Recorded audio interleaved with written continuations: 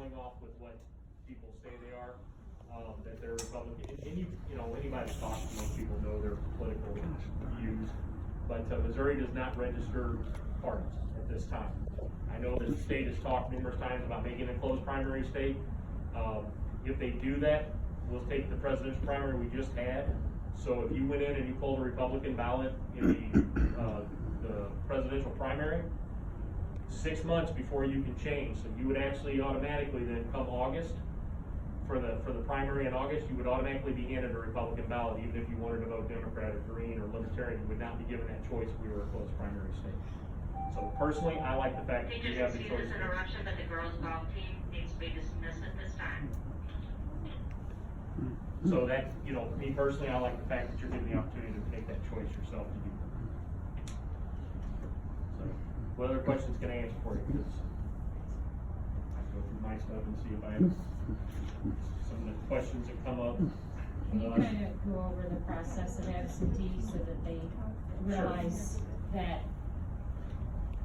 you don't get to vote twice? Okay, yeah, that's a great question. That's one of the things that we're always asked is if I send in an absentee request, how do I know that Daphne's not going to go and vote at the polling places also? So we have a system called MVCR, which is a state database which has all the registered voters in the state of Missouri in it. So Daphne sends us a request to make for an absentee ballot. It gets put into the system. The system only allows you to be put in once. So even if you send 2 or 3 applications in, it's only going to allow you to put in one.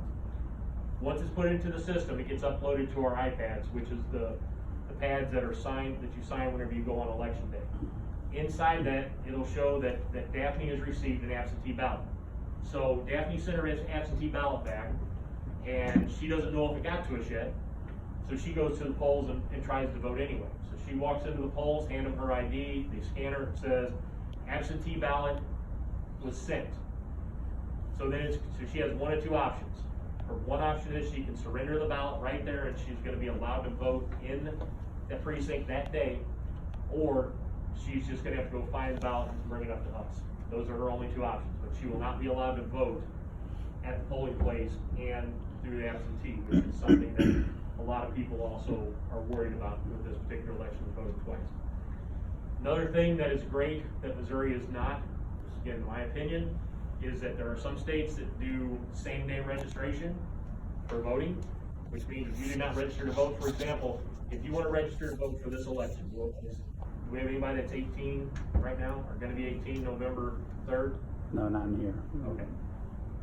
October 7th is the last day that you can register to vote for this election. So anybody that votes or registers on October 8th, they're not going to be able to vote in this election, they'll be able to vote in April's election.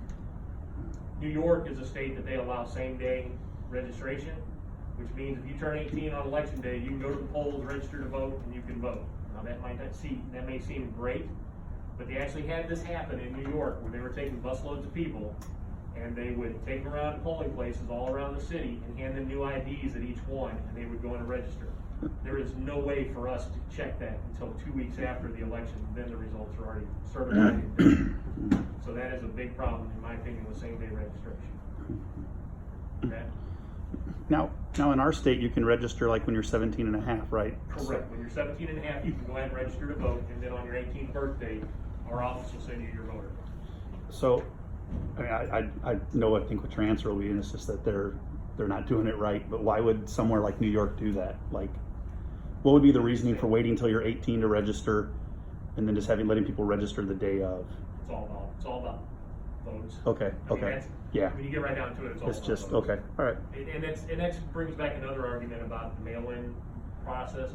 If we just sent out 74,000 ballots, and this has happened not only with ballots, but it used to happen with refund checks that would come back from Uncle Sam whenever you did your taxes.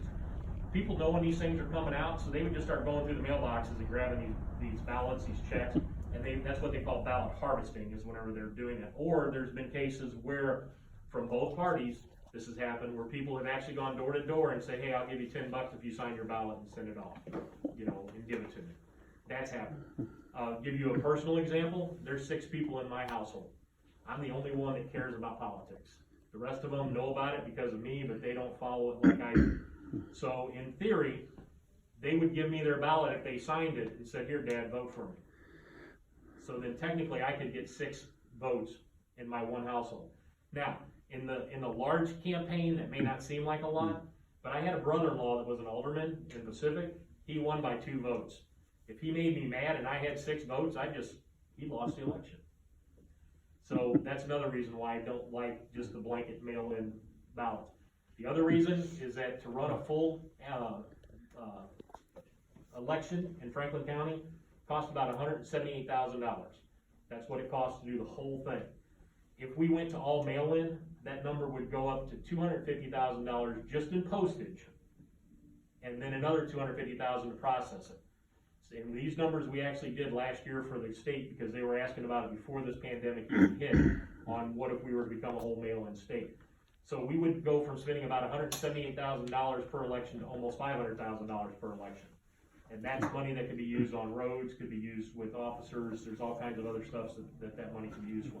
Not that I'm saying that your vote is not important and that you shouldn't be allowed to vote, but we see like November's election, we're gonna have about 70% turnout for this election. April, the April-June election, we had 7. Because it's all gonna go down to how much do you care about what's on the ballot and you're passionate about it and are you gonna go vote. And so it doesn't matter if we send them out or if we have them at the polls, the percentage is gonna be about the same. Another argument always comes up is why don't you allow other earlier voting? Well, we do. You can come to our office Monday through Friday and vote in our office anytime you want during the process of absentee voting. And this election, we're actually gonna be open up on 2 Saturdays. So there's always an opportunity to vote other than just the day of election.